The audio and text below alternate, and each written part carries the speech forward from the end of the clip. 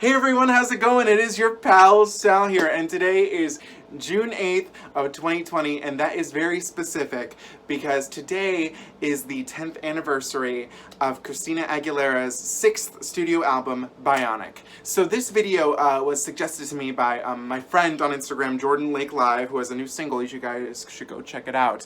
But he told me that this album was coming up on its 10th anniversary, and the reason why I thought it was a good idea to do this is because I feel so embarrassed to admit this, but I have huge respect for Christina Aguilera. I like her. I think she's a great singer, great artist, great everything.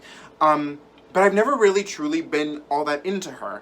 I've never listened to a single one of her studio albums, and yes, I know the hits. I know the hits. Trust me, I know the hits.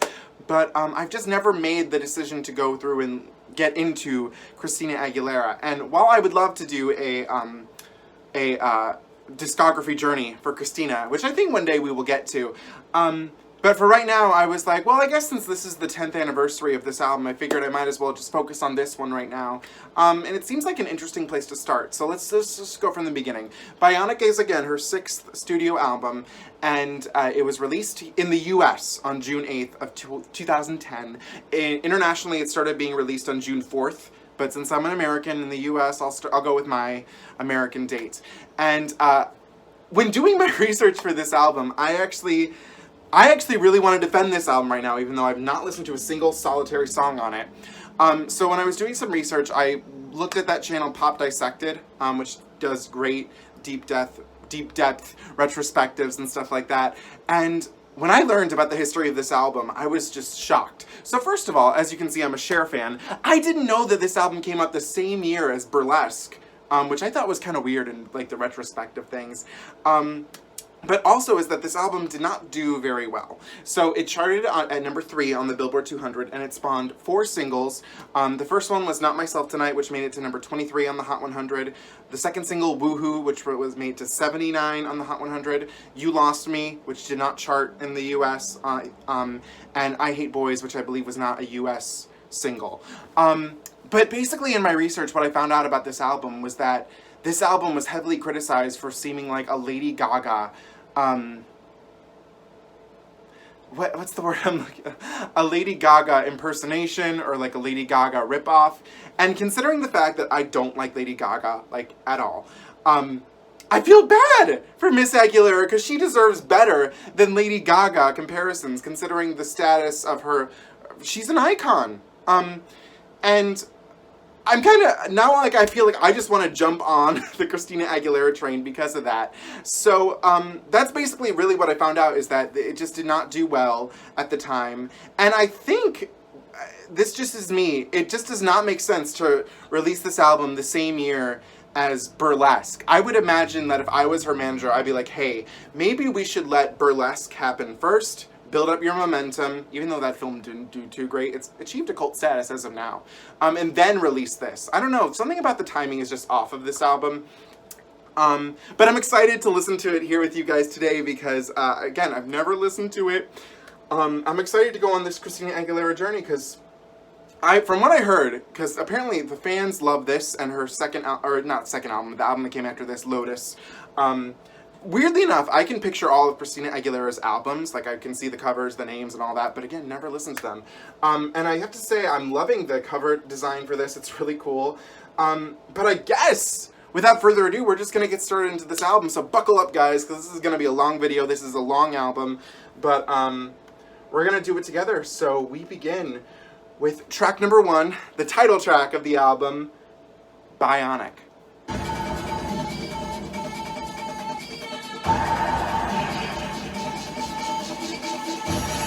Oh my god. This is the moment that I take over your mind, brain. Step into the picture that I pictures in my brain. Wow.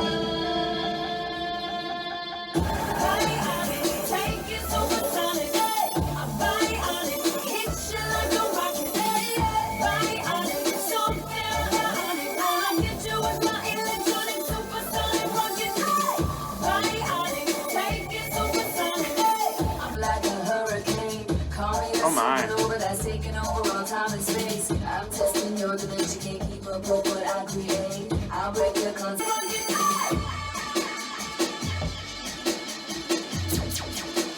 Oh, I like that.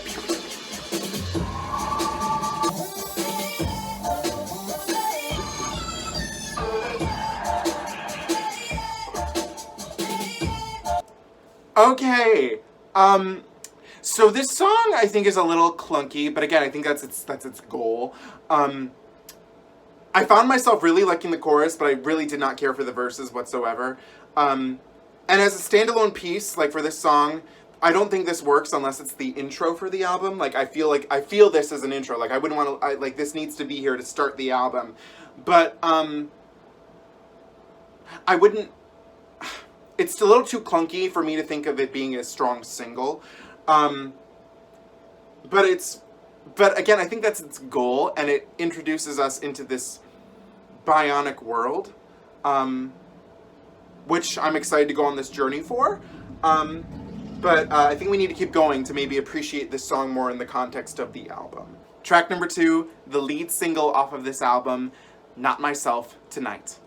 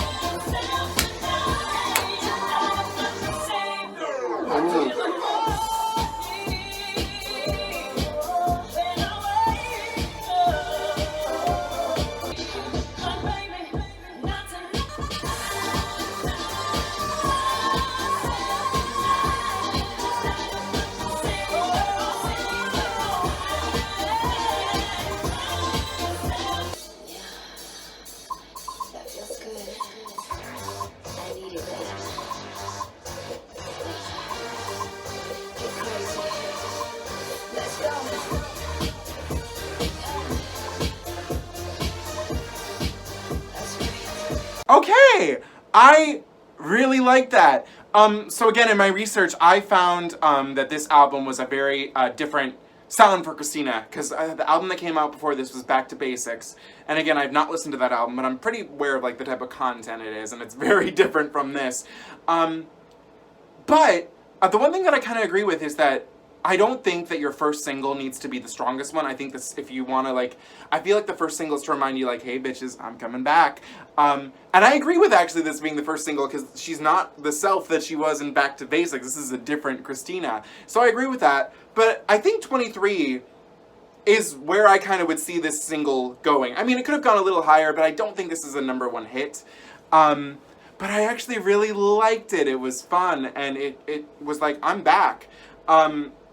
So I'm interested to see where we're headed from here. But I really liked that. It was a party. She sounded great. Track number 3, we have the second single, Woohoo, which features Nicki Minaj. And I have this feeling that I heard this song before because it was on some top 10 lists of songs that are about sex or something like that. So this sounds vaguely familiar. I might have heard it, but I honestly don't remember. So here we go. Woohoo featuring Nicki Minaj.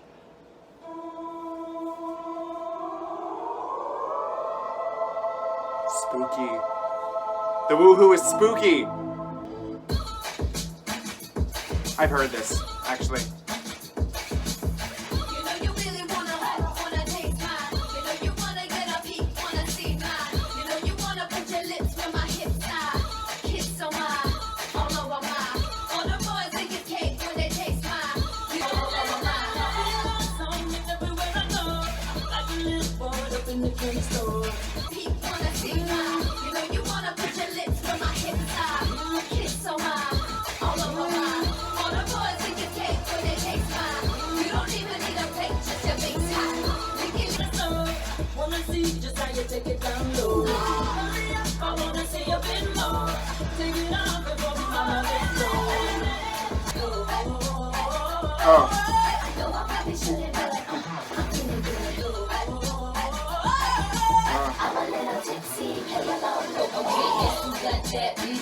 Here's Nicki. I miss this Nicki. This mid 2010, 2015 Nicki. Okay, so that was Woohoo, and I like it. I think it's funny. It's kind of stupid. I don't think there's a whole lot of merit to it.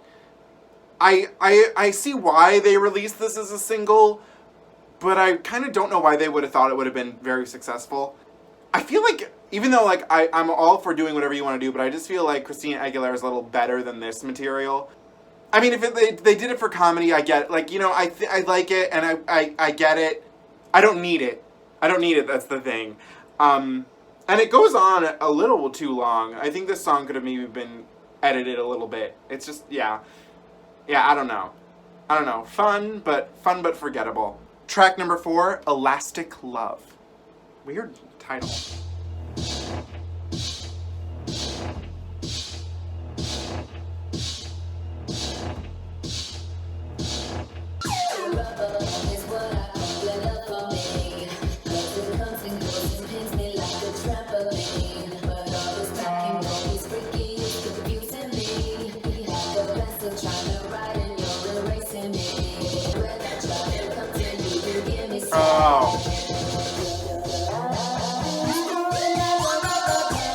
Oh my god.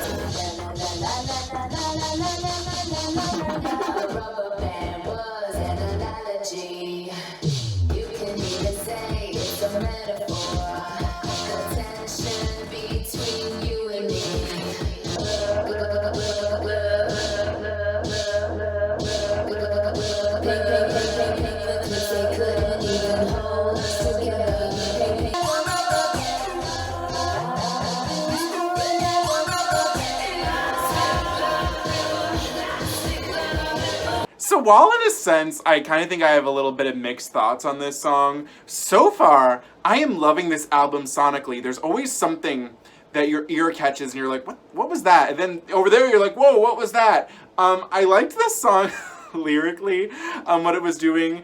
I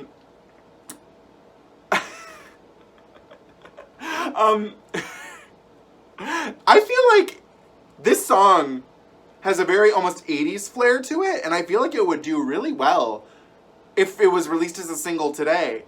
Maybe I like that more than I thought I did. Kind of corny, rather interesting. I gotta give it that. Track number 5, and I want to make sure I get this name right. It's Desnudate. Desnudate. I don't know. Let's just get into it.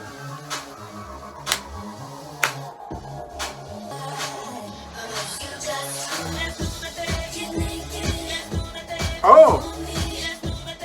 Desnudate, I think it's what she's saying. Oh wait, hang on, this is a bop!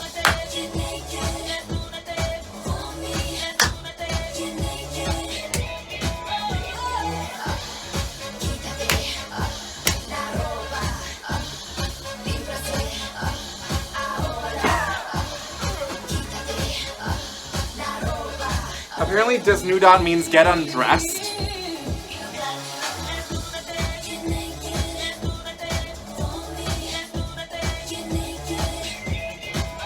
Oh.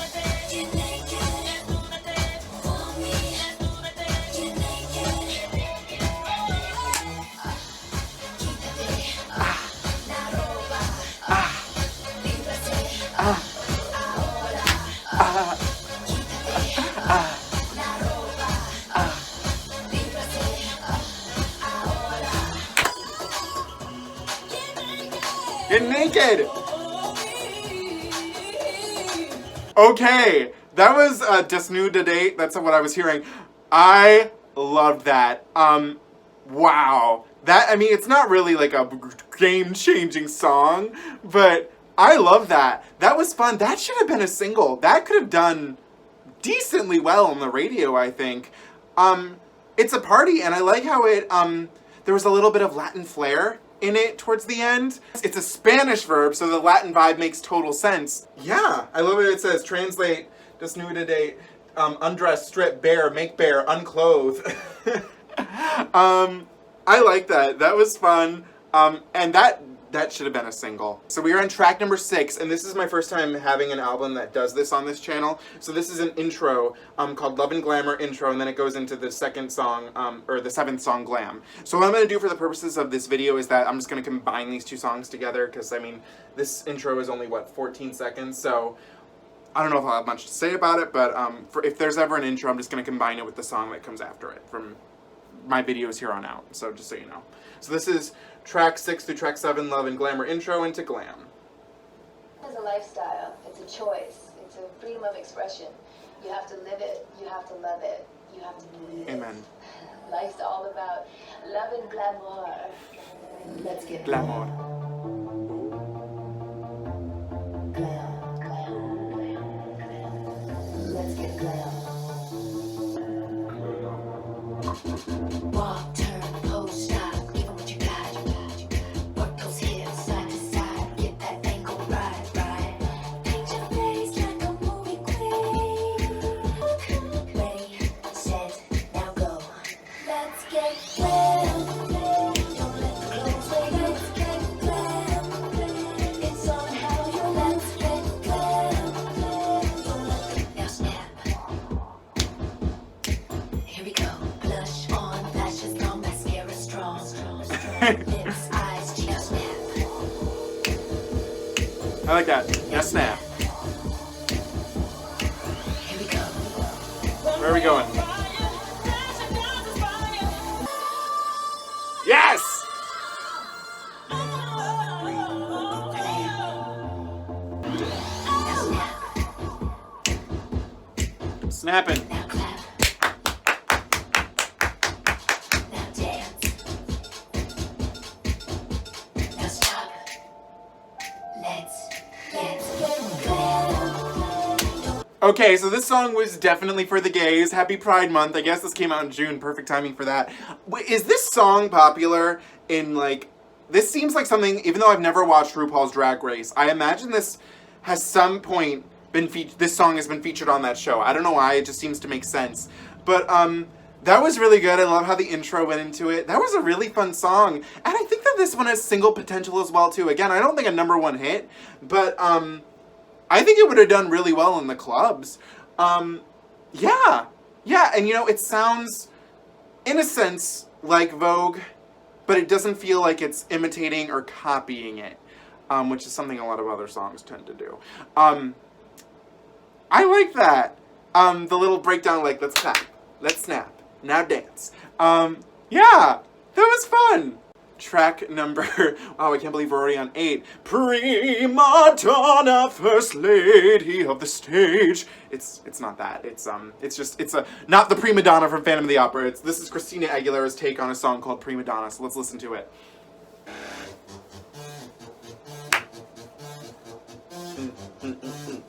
I'm liking this one.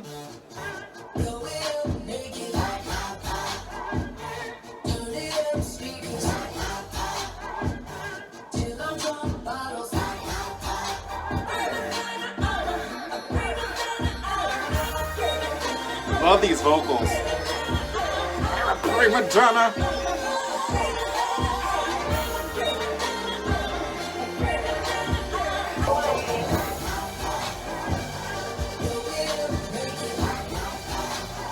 Okay, so I wasn't really loving this song until about 2/3 in, when her vocals really came into the forefront. I like it. I'm a prima donna. You know what? This one maybe might be a grower, not a shower. Even though I would argue it's a little showy. Well, that's goes without saying with a Christina Aguilera song. I think I would need to get into it a little more, but in a sense, do I associate with the lyrics? I mean, yeah. But it's just kind of like, it was a little more mixed to me, you know? I don't know if it's the one I love a lot yet, but we'll see maybe when I give it more re-listens. But she sounds very confident, and that's one of the best things you can have, is confidence. So, you're a prima donna. Miss Aguilera. Track number 9, we have another intro that goes into a new song. So this is track number 9 and track number 10. We have Morning Dessert intro into a song called Sex for Breakfast. which is the worst time for sex, just saying. But here we go, morning dessert, intro into Sex for Breakfast. I wanna love you, love you, love you, love you, love you. Hey, ooh, alright. Sex for breakfast. All done.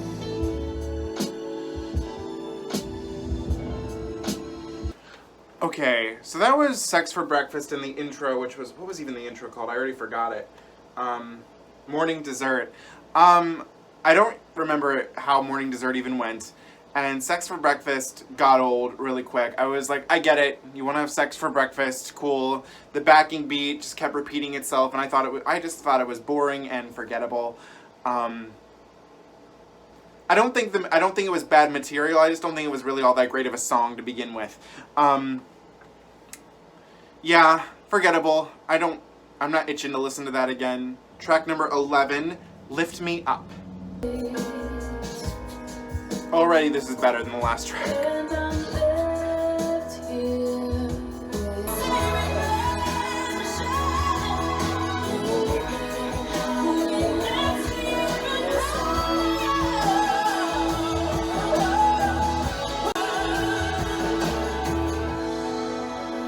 if you lift me up, just get me through this night. Wow, that was really beautiful.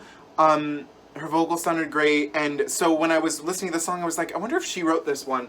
And so the only writing credit on this goes to Linda Perry.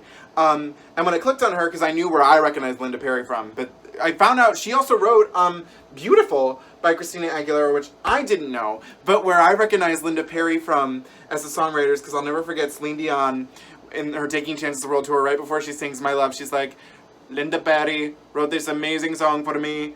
It's called My Love. And that's so that's what I always associate Linda Perry with, and My Love is a great Celine Dion song. But that was really beautiful. And I really enjoyed that. I feel like that one would be really good live if the Bionic tour ever happened, because I read that it got canceled and all that. But that would have been I think that would have been a standout moment. I don't know if she's done it live since, but it would be really good live. Track number 12 into 13, because we have an intro into a song. We have My Heart intro into track number 13, All I Need. Sing, Papa, sing. Sing. Yeah. Max, show me how you sing like mommy. Mama. Yeah. Aw. Does Christina Aguilera have a kid? She does have a kid. Two in fact.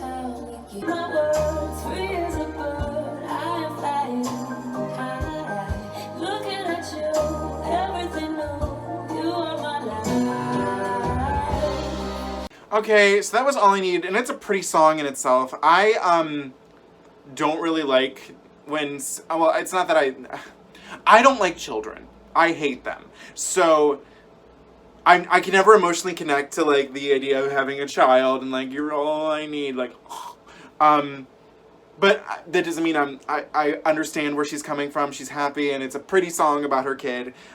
That's all I can really say about it.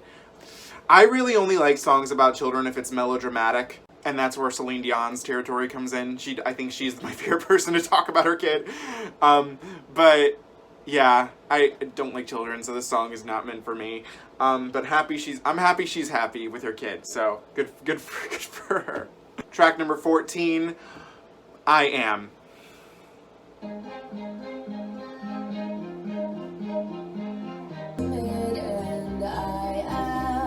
I like these vocals. I am.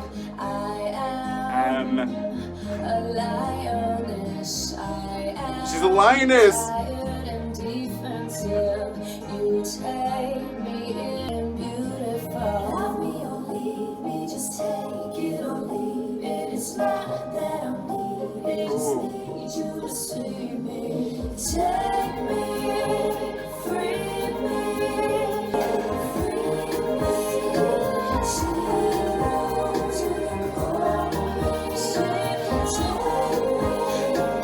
gosh, that was another very beautiful song. I love how upfront she was. She's like, I am this, and I am this, and I'm proud of it. Yeah, it was really pretty. I want to listen to that again because it was just so, it was gorgeous. I love songs like this that are just like, I am who I am, and that's what it is. Like, that, I just love that. So, yeah, good job. I really like that. That was really good. Track number 15, we have the third, right? Yes, the third single, You Lost Me. And I want to just make this clear real quick. This and the two before it were all co-written by Sia. And while the last two, I would argue, wouldn't make good singles, since this was a single, I'm wondering if this was the Sia single, because Sia always makes a good single. So here we go, You Lost Me.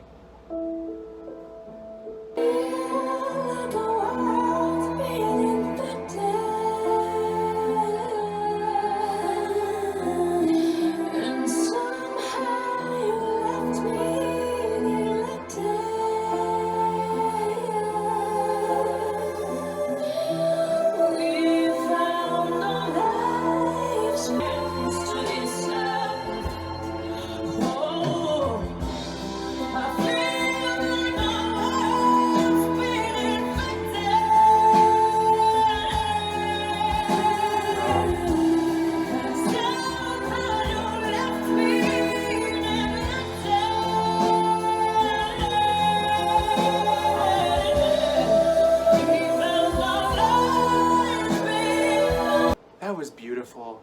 I actually found myself connecting to this right now, even though I've never been in a relationship. Because of that, I've always very closely valued my friendships, and I've recently had a friend of 6+ years who has just decided that they did not want to be my friend anymore. So I was really emotionally connecting with this song right now, and God, that was beautiful. Has she done this one live? I'll look it up when I finish it, but that, wow. That was very beautiful. I don't know if it's a strong single, per se. I love that. I love Sia. I think, well, because Sia wrote this. Christina also had a co-writing credit on it, but beautiful.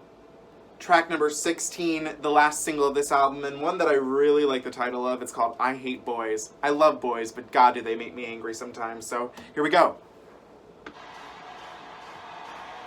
Oh, and this song's short.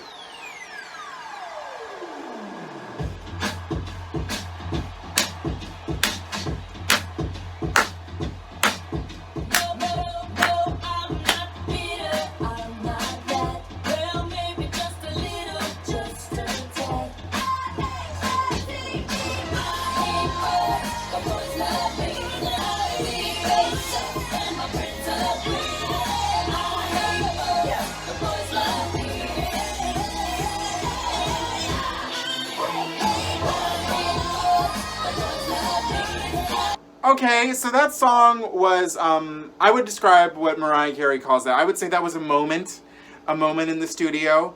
I think, I agree with why they would think it would release it as a single. I don't see it tearing up the charts, though. I like its message, but I think it's just a little too short and underthought to, be a big hit. But, I mean, it was enjoyable, and it definitely, maybe if the pace is being picked back up a little bit now for the album, that's a good start. So, yeah, it was fine. Track number 17, My Girls, which features an artist by the name of Peaches.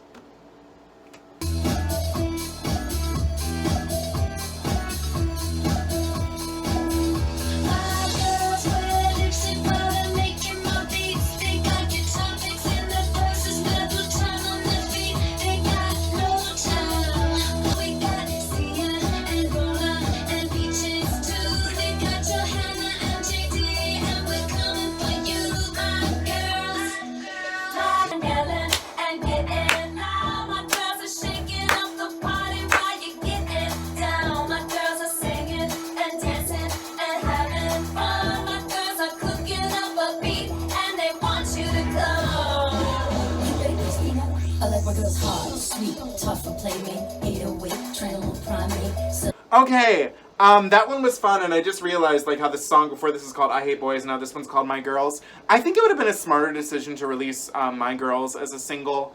It's a little more fun, a little more well thought out. I liked the references to Sia, even though Sia doesn't have a co-writing credit on this. But they also mentioned 303, which I thought was interesting. I think that one would be fun live if she got like guest artists to come or something like that. But it was fine. I liked it. Track number 18. Vanity. I'm cocky. I just love myself, bitch.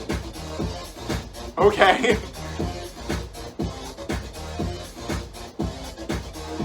Who's the flyest bitch of them all? Never mind, I am. That bitch is so fucking pretty. Yeah, I am. If I were her, I would kiss me.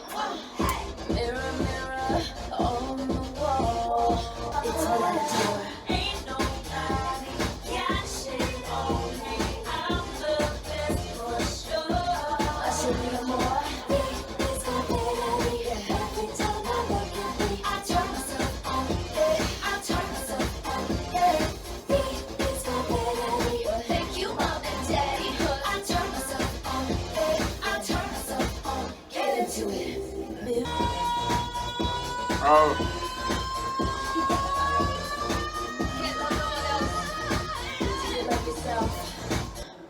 You do, mommy. Oh, you do, mommy. Okay, so this song is very campy. I lyrically got with it. I liked it. I think it was fun. But it's interesting, like at this point in the album, where we were hit so heavy with like those first songs, then the ballads, and now we're back to the dance stuff, and it just the album feels very like lopsided in a sense. But I liked it. It was fun. I have a little more to say about it, but I'm gonna wait till the end because it kind of goes for all the songs that I've heard so far on this album. Okay, so that is where the standard edition of Bionic ends. So from here on out, we are on starting with the Deluxe edition, and that starts with track number 19, which includes Monday Morning. Track number 19, Monday Morning.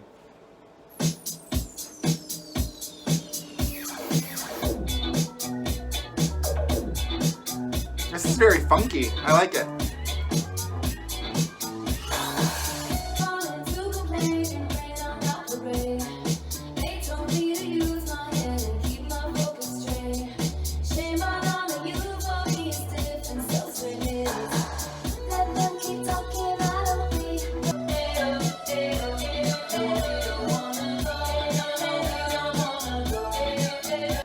Okay, so that was Monday Morning, and I liked it. But the thing with bonus tracks, again, is that they're either hidden gems that I'll never understand why they weren't on a standard edition, or it's like it's something they recorded, it didn't really, like, they weren't really all that into it, but they were like, we finished it, let's just give it as a deluxe track. It felt kind of like that. I wasn't like, I need this on the album.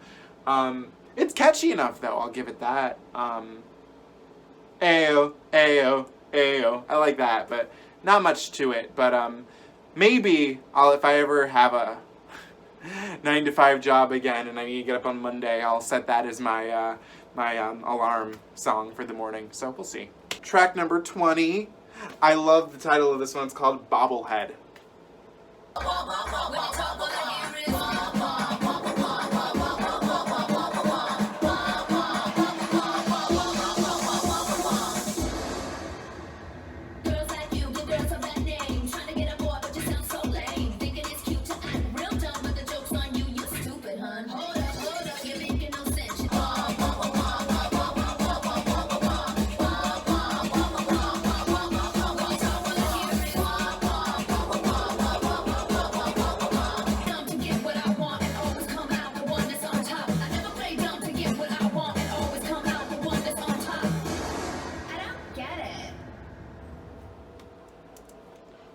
Okay. I don't get it either. I did not like this song. I feel like Christina Aguilera is better than this material. However, I want to say that this album has really introduced me to different sides of her vocals that I had never really experienced. And I appreciate that. I really do. because I'm most used to hear that "Arr!" like that, like her. That was a horrible impersonation of Christina Aguilera, but you know what I mean, like that sound. And so I've appreciated hearing all these different sounds in her voice, but just think she's better than this material. Track number 21, Birds of Prey.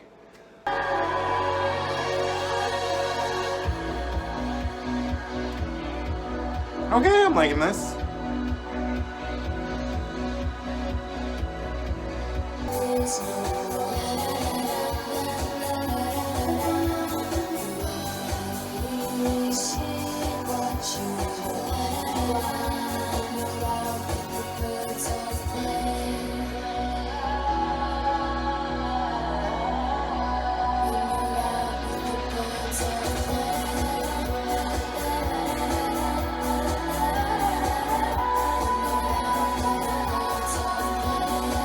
So far, Birds of Prey is the best of the deluxe tracks. I don't think it's all that, like, amazing, but it's definitely better than the last two, and it's very subdued, which is something I would not give, I would say about a lot of these songs. But I liked it, and I think it deserves a spot on the actual album. I don't know where it would fit, because again, it's much more subdued than everything on it, but I liked it, and I thought it was a really, it was very groovy in a sense piece. Like I could sonically listen to it with my headphones, so I really like that. Track number 22, Stronger Than Ever.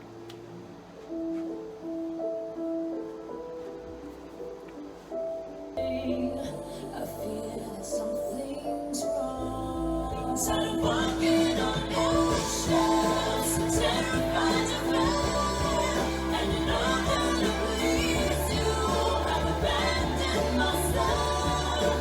Nothing you hold me,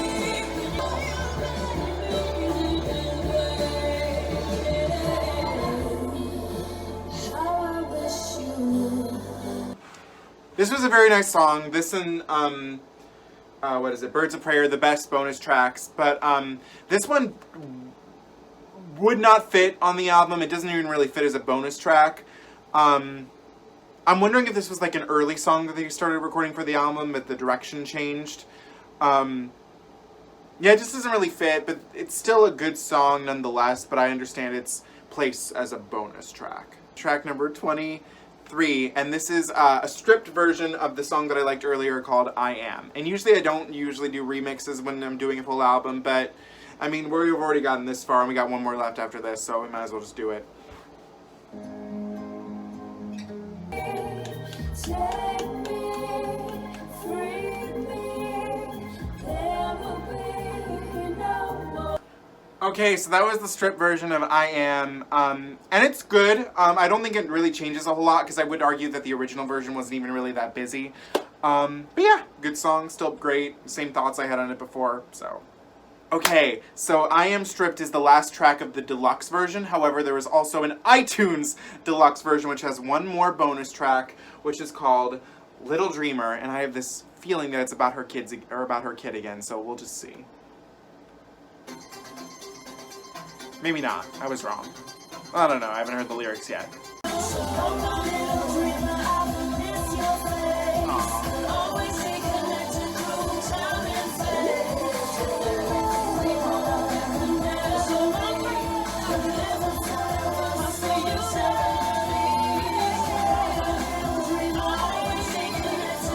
This is cute.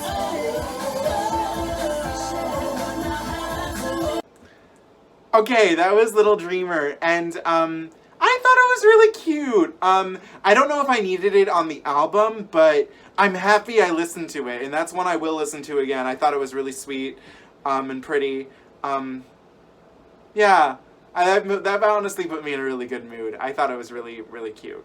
Okay, guys, so we did it. We got through all 24 tracks of Bionic, and before I give my thoughts, I just want to give out, because I do a thing on Instagram where I ask people what they think of this album, so I just want to give out everyone's thoughts from Instagram real quick. So my Eternally 12 friend, Trent Hollis, said, underrated gem from an underrated legend. Lee Young Sai said, ahead of its time for sure. Whale83 said, I like this album. It's the first Xtina album I bought. Someone said, really good album. but I would have cut some. Oh wait, sorry, I should give the name. Andy Crane 101 said really good album, but I would have cut some songs out. AB2169 said one faves. My friend Marcus said a whole ass mood loaded with bops. DNC Gario said love it. My friend Michael Radford said underrated gem. And C Michael 0387 said loved it and stripped. Okay, it's time for my thoughts on this album. And guys, I really liked it. Now I want to get out some things out of the way. This album, like, didn't really fully grab me, but I had a nice ride enjoying it. I think that it is plagued by some problems, though. And the first thing that I want to say is that a lot of these songs just could have been edited down maybe by a minute. Not all of them, but most of them went on for far too long than they should have. And for that, it killed some of them for me. Even the ones I liked, I was like, I wouldn't mind if a little bit was shaved off of the time. And this album, with 24 tracks, it clocks in with all the tracks at 1 hour and 25 minutes. So I've been sitting here for a while. So I think it could have used a couple of edits in that regard. And I think that would have helped too, because I feel like this concept of the bionic nature of it gets lost right on track number 9 when we go into Morning Dessert. I feel like we don't have a concept anymore, and it just seems like a lot of things are oddly fitting. So in a sense, I get its mixed reception when it was released. It seems to me that this album, while it does have some really good standouts, and it's a well-crafted piece. I think the songs are really well. They just don't necessarily all gel together. But I understand now a little bit of why it didn't do as well as it should have, because even though there are some good songs on here, none of them are really the strongest #1 hit material singles. I think, like I said, Glam could have done really good, and then, oh my god, I forgot how to say it now, but Desnudate, I can't remember how to say it now, but you know, Desnudate, Get Naked, you know, that song. I think that could have done well. But I think I understand. But I get why some people have an appreciation towards it, because it's a lot better than what its success, and like its limited success, would have you believe. And there's clearly a cool idea here. I don't think it got fully realized. What I find interesting and telling is that this album was going to originally be called Light and Darkness. And that, as the title, almost makes more sense to me than Bionic does, because we lose this bionic aspect of it. So that's just what I want to say there. But I definitely am interested to hear some of her other albums after this, because I think there's some cool things. And again, this showed me a lot of different sides of her voice that I had never known. So now I know Christina Aguilera is more than just what she sounds like in Burlesque, or like what she sounds like, you know, that the concept that the world creates of Christina Aguilera. There's definitely more depth than I ever truly realized in her voice. And I'm glad I learned that. Now, I want to get this out of the way, because I try my best to not be negative on this channel. And I don't think what I'm going to say is negative, but I just have to say it here. I find from what I read and watched, the Lady Gaga comparisons make absolutely no sense to me, to say that Christina was copying Lady Gaga, because this seems very different from her material, from what I know of it. And I just want to say, because we are in 2020 and this is the year of Chromatica, and guys, I'm not going to be ever doing a Lady Gaga album or single thing. I like Lady Gaga's hits, but I just have many problems with her as an artist and what she's done. And if I ever did a video about her, it would just be coming out of pure negativity, and that's not the kind of content I want to give you guys. She doesn't deserve that, because she's a human being, and it doesn't reflect the best on me. But this is something I just want to say, because I feel like it has some merit, is that I find it interesting that they're saying that Christina copied Lady Gaga, when this whole Chromatica era seems very, maybe not influenced, but I'm going to use influence as a word, from this album. When people say that, when someone said this was ahead of its time, I kind of agree, because some of the songs that have that 80s flair would do really well right now, and especially with Chromatica's look, it just looks strikingly similar to Bionic to me. And that's just me, that's where I'm going to leave that. But I don't think that's fair to either of them in this era, to compare. And I guess apparently, even if Christina was copying Lady Gaga, I guess they're even now. But it stands on its own, but you know, it definitely is flawed. But I understand why some people enjoy it, and I'm glad I listened to it, because it's always cool to listen to something that you've never heard before, especially 10 years after the matter. So before we go, I just want to say happy anniversary / birthday to Bionic. Congratulations, you made it 10 years. What are your guys' thoughts on this album? Is it your favorite Christina Aguilera album? Do you kind of agree with me? Do you think it's an underappreciated gem? What are your thoughts? Let me know in the comments below, because as always, do not forget to comment, like, and subscribe. Follow me on Instagram at Salvador J. Rocha for any updates, and if you guys want your little commentary, your little review I ever post on the video, all you have to do is when I post on my story, I'm like, what do you think of this album? And you get the chance to put in your thoughts, so be sure to do that. It means the world to me. I love reading what you guys have to say. And thank you again so much for watching. If you're here for the first time, welcome. Thank you for checking out my channel. Please, again, subscribe. Now that I don't really have much to do, I'm trying to get as much content out there as I can. So thank you guys so much for watching. I will see you very soon. And just make sure that for its anniversary, you take the time today to listen to Bionic. And maybe you'll be as pleasantly surprised as I was.